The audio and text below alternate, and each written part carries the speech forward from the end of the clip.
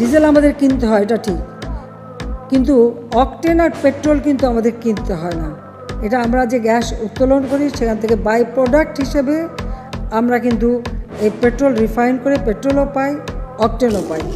বরং আমাদের অকটেন যতটুকু চাহিদা তার থেকে অনেক বেশি পেট্রোল এবং অকটেন কিন্তু আমাদের আছে, বরং আমরা অনেক সময় বাইরে বিক্রিও করি।